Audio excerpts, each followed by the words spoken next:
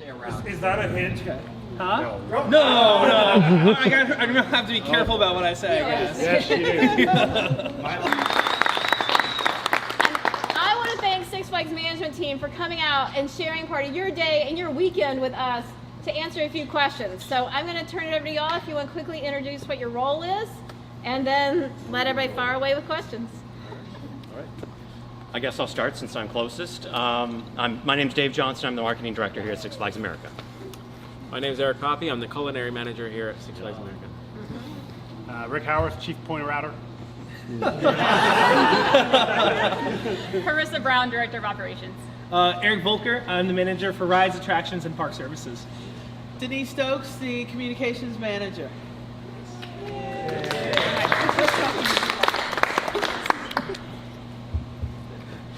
All right. Who has a question? Oh, so, well, if anybody has any questions, don't hesitate, raise a hand and, yes, sir? Are you ready to say anything new about Fright Fest this year? Is there going to be something new at Fright Fest? Yes, there's going to be plenty new about Fright Fest. Most importantly, right now, you need to know is there's actually going to be a bonus weekend tacked on to the end. So, October 31st to November 3rd. First, second, and third. Birthday us here have birthdays. Really? I think all of us have birthdays. But What I would say is that Fright Fest will definitely look different on our midways. There will be a lot of new things to see, a lot of new things that you're going to want to photograph and take pictures with. We are going to have some tweaks inside some of our houses. There will not be a new house, but there will still be plenty that you will want to come and see and experience. I noticed the front, the souvenir bottle holders. There's one there that looks like it's like a steampunk. Is there going to be a change in theme, or is there going to be a theme for Fright Fest? There will be a change in theme. It will not be steampunk. Okay. This looks like So last year, I think it was last year, you had done something with like almost like a lie in a casket for a while contest. Yeah. And that seemed to have gone well, been popular. Are you planning to do that again? That went amazingly well for us, and we are bringing it back this year. We're going to make a formal announcement about it on September 2nd, which is Labor Day, and it'll be the same, pretty much the same format where you go online to register, and the big difference this year is that, should I say what we're doing this year? It's up to you. It's your thing. Okay, so the big difference this they year. won't tell anybody but No. 3 million. If you tell Asia, tell the world. Yeah, so we're bringing it back this year with a twist. A really kind of unique and crazy twist. Because last year we did it, it was just 6 people in coffins. So we're adding a twist to that this year, and that's all I'll say about it. Super coffin. We're adding a twist to it this year. And it'll still be a 30-hour challenge. Uh-huh. That was so cool. Really. And everybody at work was like, "Are you going to do it?" I'm like, everybody heard about it. Do you guys ever get, Eric? Yes. Do you guys ever have a plan for having something like some unique food item that, like, you know, because some of the parks like have something like Dole Whip. Mhm. They have these things and they just go nuts. Yeah. Is there something in the works at Six Flags for that? Yeah, so I mean, we're always trying to keep on track of different fads and trends going on. So I mean, whenever the opportunity presents itself, we do it. It all depends on the equipment that we have, and that if it's something easily we can put in, and also because that involves the investment, like Dole Whip, you need a special machine and all that for. But we're always looking at different things, looking at different food shows and things that we can bring in, and whether introduce it as an LTO or run it for a full year. So we're always trying to look at different things. So a limited time offering. So. I was going to mention that. If anybody's here during Fourth Fest and sampled the grill cart, that was phenomenal. If we have the opportunity to do it again, we'll definitely do so. It was the best bite of food I've ever had before. Wow. Just kind of shifting gears, but would you guys have any advice parks and are looking to start shaping career paths and things like that, what kind of advice would you give to people? SixFlagsJobs.com. We're hiring right now for Fright Fest, so, and that's all across the board, all different departments, not just for our entertainment department, but we're hiring for culinary and maintenance, and so wherever you think that you may want to get a start, you do have to be at least 16 years old. I think at least 16 to apply. There's some that are 15, but Okay. most are 16. But just, I mean, if you can get into a park and start working, that's where, I mean, because you have the ability to, usually to switch departments, you'll find where you feel like you belong. I mean, several of us here worked at different parks, different roles, whether it's revenue generating or operations. So there's an opportunity for anybody, no matter what you want to study in college, what you studied in college. It's like a small town, so we've got a job for you. And don't limit yourself necessarily to one area. I mean, we've all worked in so many different areas. I think I've worked in just about every division that Six Flags has to offer. So That's just today. Yeah, just today, honestly. So so just because you really enjoy one thing, still get out there and learn as much as you can while you're at the park, and so you can truly find your niche and what you really want to do if you feel like being in a park is your career path. And emulating what they say, schooling and college, there's tons of us. There are people who have teaching degrees and business degrees and history degrees. I know so many colleagues that they went to college, and while they were in college, they started working at Six Flags, and they found out that Six Flags was going to be their new home.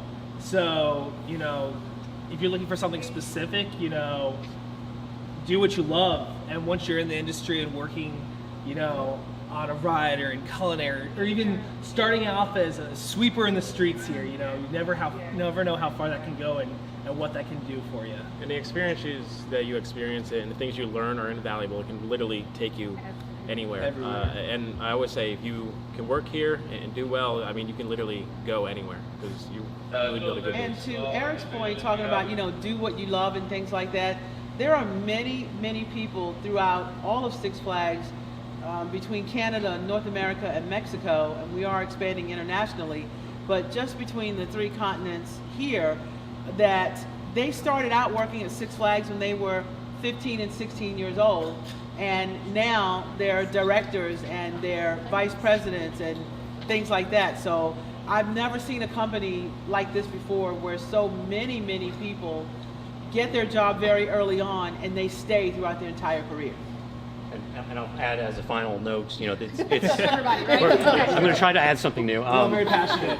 It is good to start, in high school or college. You kind of transition into full time. You get to know people before you graduate, and this park, this company is surprisingly small on the inside, so you get to know many people. But the same is true for the entire industry. So, I've been in this industry for How long, Dave? How long? Go for it. 20 some years, I guess. So, you tend to see a lot of the same faces. So, as long as you stick around, you have a lot of paths open to you within a company like Six Flags or beyond. So, it's How many people work there? how many is it? Total Seasonal? FTEs in the park. FTEs? Either one. About 2,000.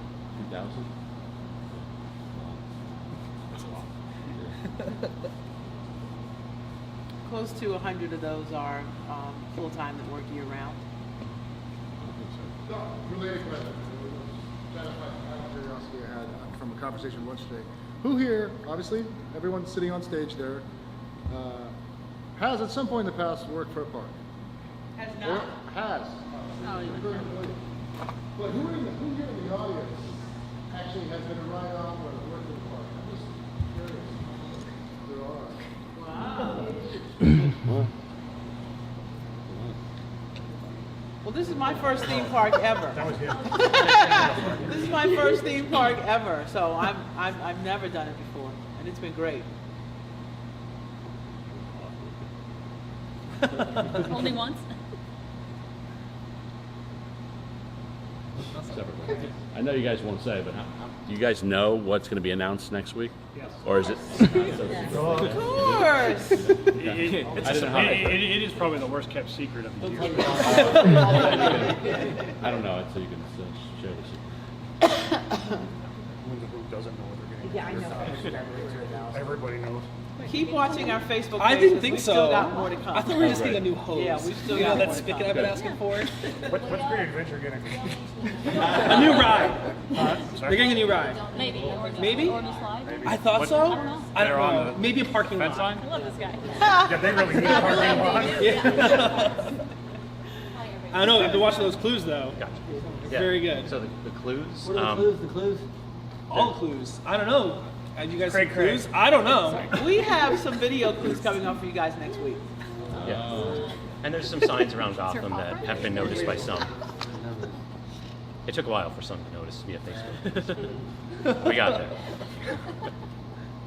Any other things other than whatever the new thing is next year going to happen, like improvements and things? The front gate or just keep more of those things going. Possible. That really will. We are going to try and hire about 2,000 people next year, though. That's pretty big.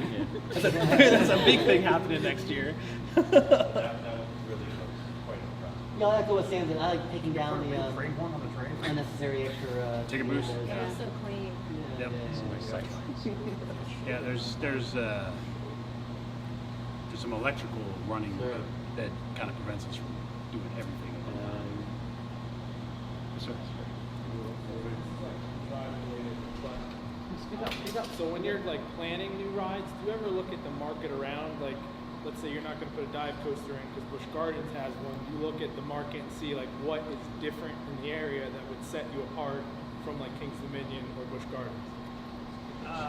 Dave can add on here, but we definitely take a look at what's going on around the area. I mean, just because somebody else has, obviously we put in Wonder Woman. It was a few years after Kings Dominion put in their flyer, but we won't. It won't prevent us from putting one in, but we try not to do it within a few years of when they would put one. Yeah, if we're not always able to know exactly what our competitors are going to do in any given year, but we, like you, have a pretty good idea. And fortunately, we haven't, as far as I know, introduced the same type of ride in the same year. That would be a little more of a challenging communication issue there. But it is nice when when one of our competitors builds first, like in the case of that Wonder Woman type ride. We were able to build one taller, I believe, or at least better. I would say it's better. There's just color, yours is better. Right. The reversal back to 8 cars on Mind Eraser, is that just something so you have parts, or is that? It's a speed and efficiency.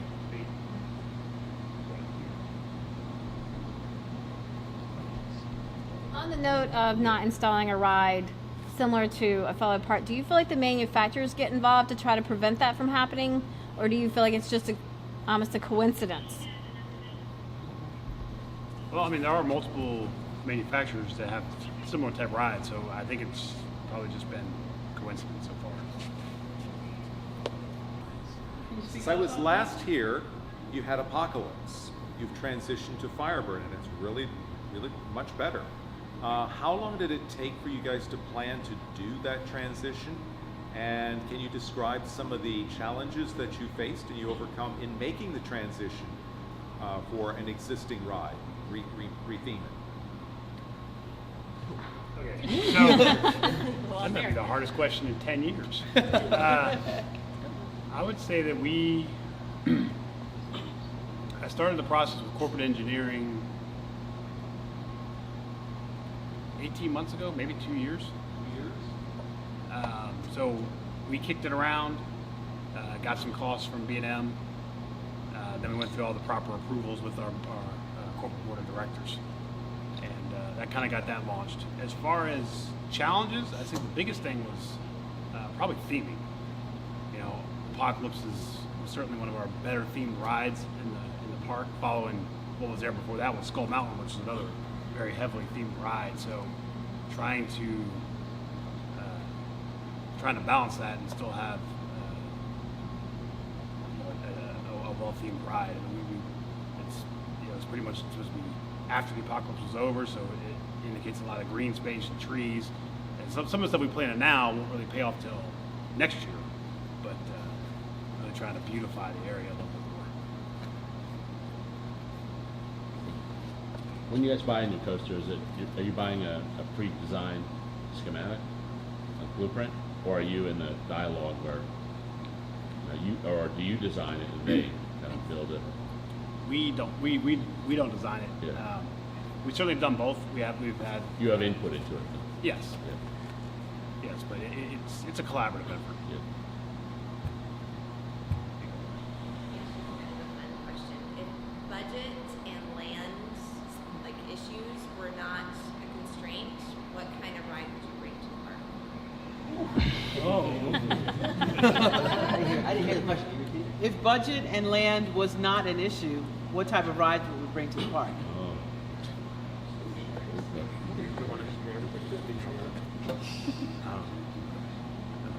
Probably a massive B&M, I would imagine. That'd be nice. Yeah. I'd take one of those. Yeah. I gotta get rid of one of those. That'd be one. Non-coaster, I would say an indoor dark ride. Would be next level.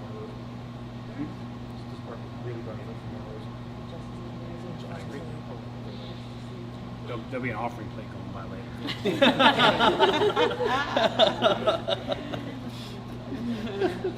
I'll be sure to clean it out at the end.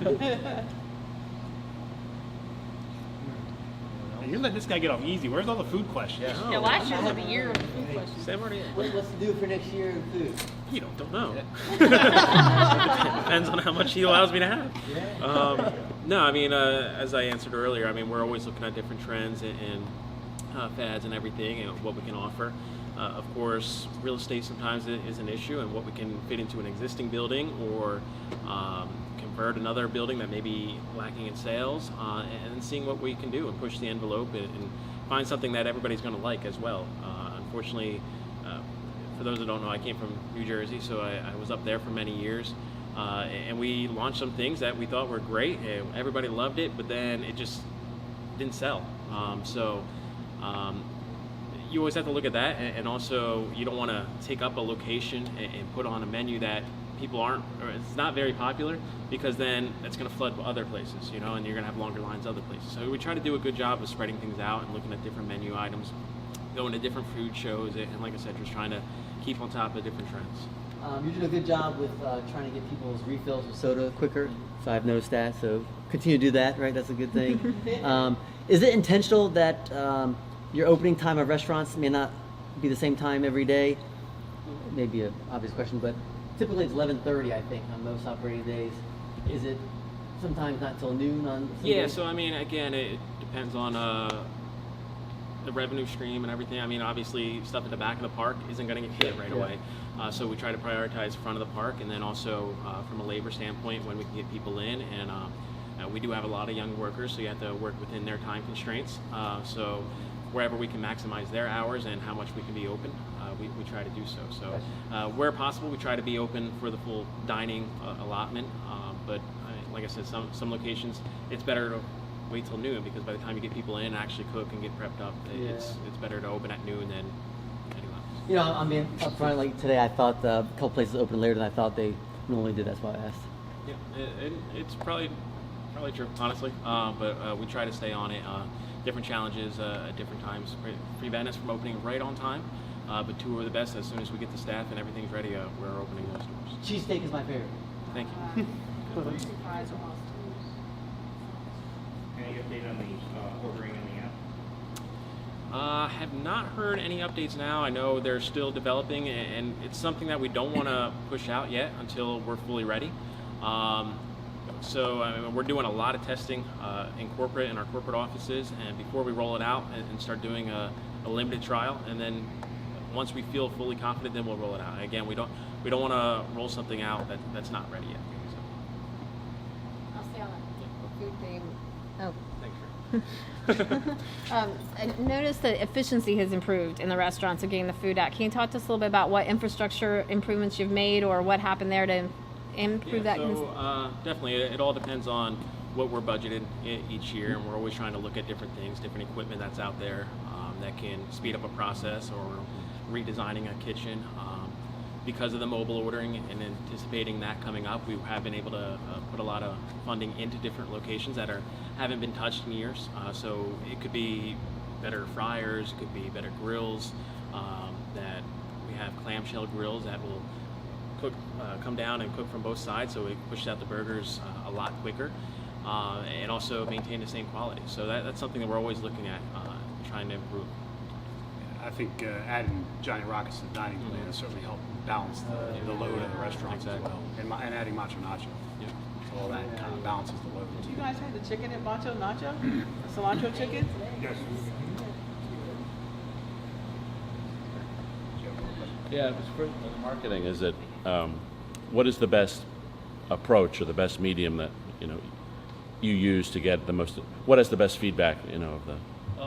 Increasingly, it's probably no surprise, it's digital. Yeah. So anything that is directly delivered to the consumer that we can target with regard to their demographics, their locations, things like that, whether or not you're a pass holder or a member, we can tailor the message. Mm-hmm. So there's a lot of ways that we can eliminate wasted dollars in our media by focusing on those direct delivery, digital, addressable television, things like that.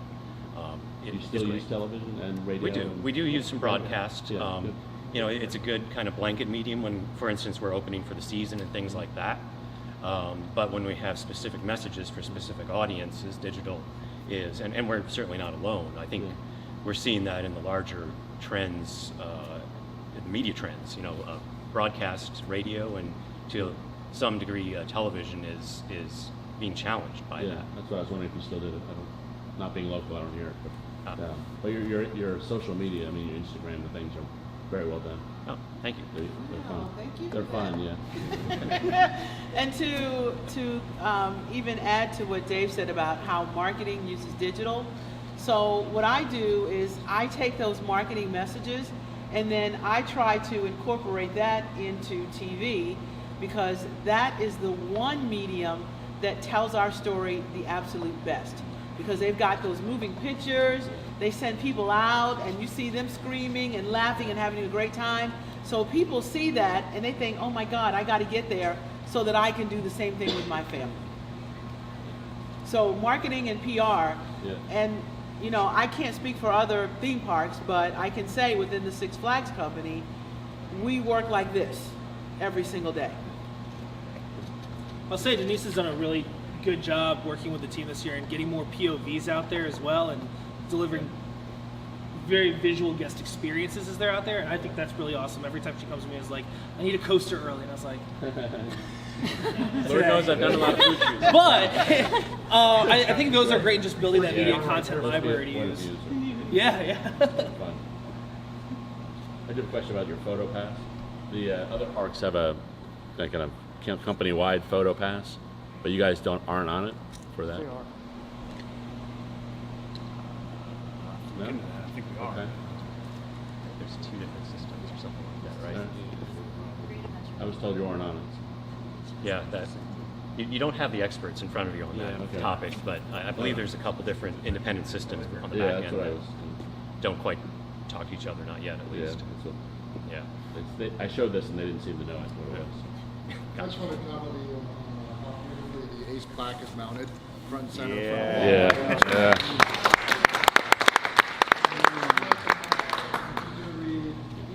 Not buried somewhere in mulch.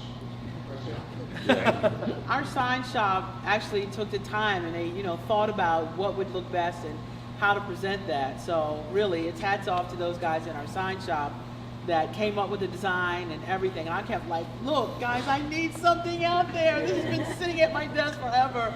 They're like, okay, just let us take our time so we can really do it right. And I think they certainly hit a home run with that. Yeah. Yeah, it is. The only thing that would be better if it was actually all The sign shop and the carpenters assembling it too. And one thing we wanted to do, it would have been easy to just attach it to the building, but it's good to keep it out of arm's reach a little bit so that those who are waiting in line, for instance, don't turn to that for some entertainment. I mean, if they want to read it for entertainment, that's fine, but unfortunately, not everyone keeps it there. Will we see Curtis come back in version 3 this Fright Fest? Yes. hope he wrote it so it's not the same format. Time will tell. But different storyline, same format. I've seen a draft of the script, and I think that you'll enjoy it. Yeah, that was very nice. I enjoyed when they did it. Oh yeah, that was great. I'm looking forward to Cursed 3 because 1 and 2 were pretty good. 1 was like, that first one was. Oh, the first one. So we're definitely. we do want Luke to come back. You do what? Luke. Yeah. We do miss him. Luke was a character, Yes. to say the least. But did you guys know that the actors for Cursed are some of them are Broadway actors? Yes. So that just goes to show the level of talent and the caliber of talent that we get that come through this park. We get Broadway actors that want to come here and work with us on the weekends, and they go back and spend Monday through Friday in New York City. So that's a big deal for the park. And Mark coming all the way from the West Coast. I just wish I could get them to do interviews with TV. That's what I'm working on. Because nobody knows that our actors and singers and stuff come from New York City to do this. So I think that's a great story idea. It helps us sell our shows during Fright Fest. As far as the Awakening, is there going to be anything new with the Awakening that we can be privy to? Has that ever been the same twice? I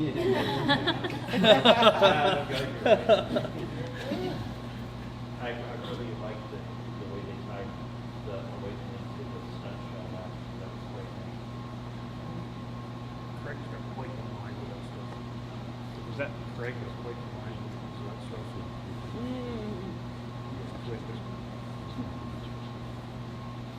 Yeah. Watch it.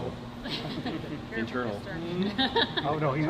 So personally, I think the best shows we put on are during Holiday in the Park, especially the one we do in the Grand Theater. Are we gonna get the one from 2 years ago, or are we gonna get a new one this year? So the HIP Grand Show will be a new show this year.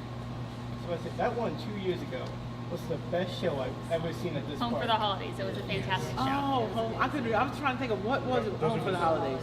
That's the same. The person who wrote that is the same one who writes the Curse shows. Okay. Any new things for Holiday in the Park? I new light bulbs. Lots of new light bulbs. Some new people hanging the light bulbs. There's new people hanging lights this year. Exactly. Different weather.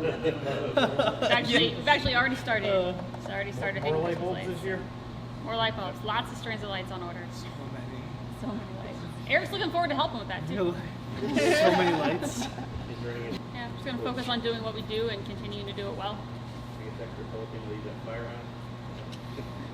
And this is only our third year for Holiday in the Park, so it's still a little bit, still in the introductory phase to the market as well.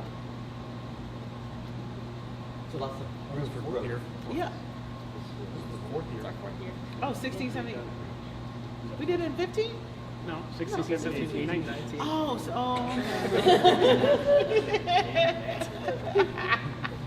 Is it Chief Point right or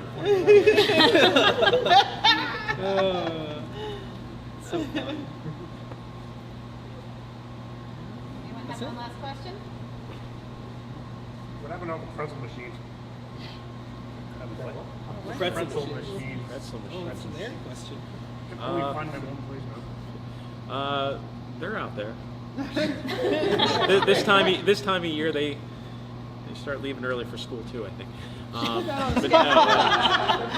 no, they are out there. They gotta go back to college. So we're switching them out as we have some that stop working. So we have a vendor that we work with, try to replace them when we can. But otherwise, Colonial has them. The Coke location should have it, and Gotham should still have it back.